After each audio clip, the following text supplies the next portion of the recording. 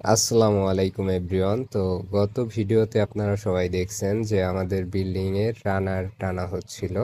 তো এখন হচ্ছে রানার উপর দিয়ে কাঠ বিছানো হবে, আর এই ফাঁকা জায়গাটা দেখতেছেন, এইখান দিয়ে হচ্ছে সিঁড়ি উঠবে।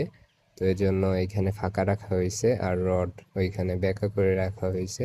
তো এখন হচ্ছে রানার উপরে কাঠ বিছানোর পালা। তো এই সাইডে হচ্ছে কাঠ বিছানো হয়ে গেছে, প্রথমে কাঠ বিছাইছে, তারপরে হচ্ছে লোহা মারতেছে। আর এই কাঠগুলো ফাঁকা ফাঁকা দেখতেছেন, এর কারণ হচ্ছে এই কাঠের উপরে হচ্ছে ফিট ফেলা হবে, এই জন্য হচ্ছে কাঠগুলো ফাঁকা ফাঁকা করে মারছে। আর এই সাইডে হচ্ছে দ্বিতীয় তলায় যাওয়ার জন্য সিঁড়ি হবে, তো ওইটারই কাজ চলতেছে। আর এই সাইডে একটা রুম এখনো ফাঁকা, এটার উপরে কাঠ বিছানো হয় নাই। আর এই সাইডে মোটামুটি 3টা রুম অলরেডি কমপ্লিট হয়ে গেছে কাঠ বিছানো, আর সামনে ফাঁকা আছে। এইটা হচ্ছে দ্বিতীয় তলার একটা রুফটপ হবে, আর সামনের বেলকনি এটা কাঠ বিছানো হয়ে গেছে।